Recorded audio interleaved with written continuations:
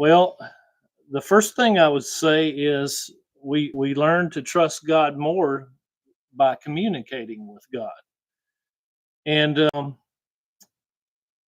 you know, we have spouses and friends, and we trust them, and that took lots of communication and a lot of time as well. And if you think about it, maybe when you met the person that you're married to, uh, started out dating, and you were talking to one another. It's more than just talking, because you have to listen too, and you have to work out details of the relationship, and then of course that usually leads to an engagement and then eventually marriage. But during that whole time, each step that you take, there's a little bit more trust given to the other person, and the other person has more trust for you. And so this is not something that can just be done in a day, is it? It takes years, years and years. Those of us who are married a long time, Rhonda and I celebrated our 40th wedding anniversary in August, and so that's a long time that we've been working on this, and the trust grows more and more each and every day and every year. And so you think about all that it takes to build that kind of relationship and trust. Well, the same is with God, you know. And for us, the communication for us is prayer. That's how we communicate to God.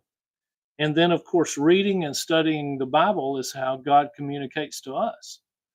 And so He tells us uh, in His Word, in the Bible, what He wants us to do, and He gives us promises, and He gives us encouragement, and He gives us everything we're told that pertains to life and godliness.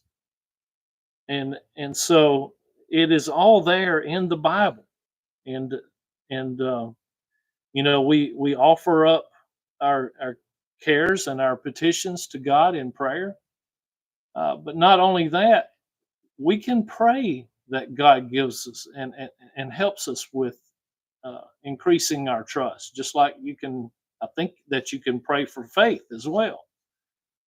You can pray for lots of these things, and God will help us develop those and strengthen them.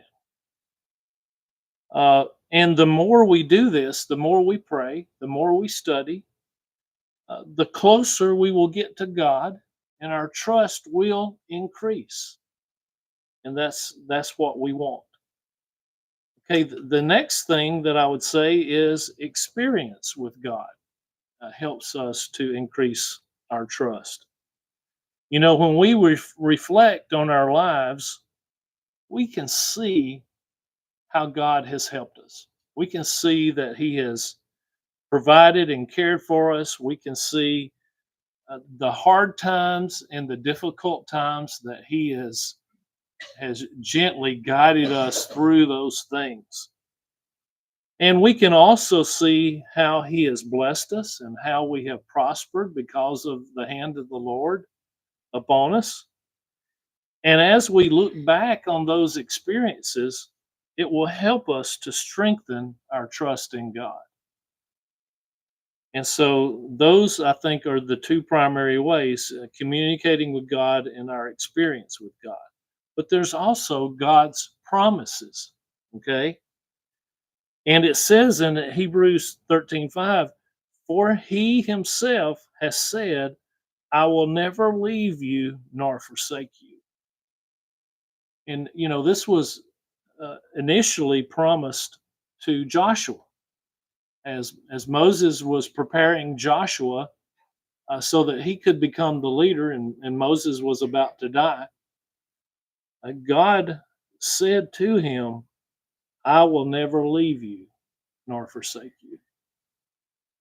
And we know what great things Joshua did with the help of God.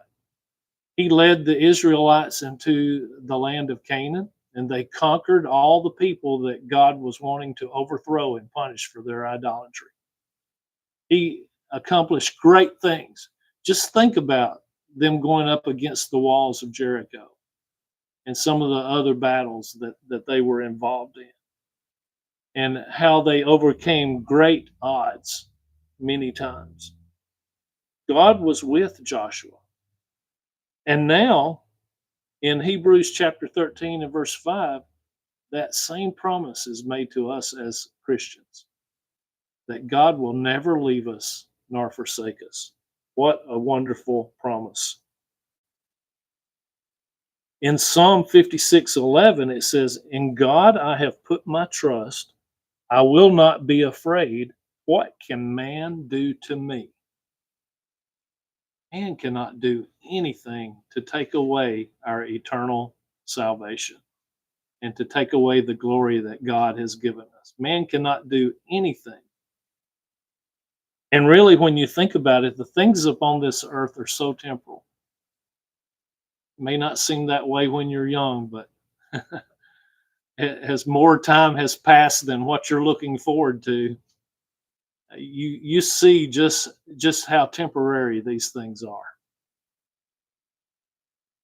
He cares for us. God does. He cares for us and he loves us. Look what he did for us. He sent his only son to this earth to die on a cross so that we could have salvation. Man, that's a lot of love right there. And he cares for us. He has said that, he feeds the birds, and he knows even when a sparrow falls to the ground. Won't he love us more and care for us more than sparrows? Absolutely. He certainly will. He cares so much for us. So, in concluding, I would say to you, we must turn our cares and our lives over to God. And when we do this, and only when we do this, will we completely trust Him. And what that means is, okay, if something's bothering you, turn it over to God. Pray about it and give it to Him. In 1 Peter 5:7, it says, "Casting all your care upon Him, for He cares for you." He certainly does. And so when something's bothering you, when there's something in front of you that you haven't experienced before and you need help, put it on God. Let Him help you. And if something's troubling you, if there's a hard time you're going through, give it to God. Let Him take care of it.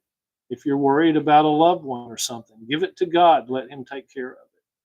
That is how we trust in God, by giving Him our problems and letting Him deal with it. Now, that doesn't mean that we don't work. That doesn't mean that we don't try to do things we can do. We still have responsibilities. If you lose your job or something, it doesn't mean you just sit at home and do nothing and say, "Oh, God's going to take care of me." No, this time next year you still won't have a job. You got to get out and look for a job and be praying to God that He helps guide you to where you need to go, and the job that you need to have that's good for your family, that gives you work life balance, so that you're not at work too much and you're you know not home enough, and also something that's good enough that you can support your family. He will guide you to those things if you ask Him. And we need to just trust in Him, that He opens up doors, that He gives favor to those who are hiring, or whatever the situation might be. That's just something that came to mind. But that's how we trust in God. Yeah, we have to work. We still have to do what we have to do and what we can do. But we let God take care of it. We let Him bear the burden. And that's how we trust in God. And You know, we've been talking a little bit about the hard times and the difficult times, but what about the good times? What about when God blesses us and helps us to prosper? What about when He gives us that really good job? What about when we get a big bonus or something like that? We should thank Him. We should give Him the glory because it's not us, it's Him. He did it for us. It might be our talents, our skills that help get us there, but guess who gave us those things? God gave us the talents. He gave us the skills. He gave us the abilities.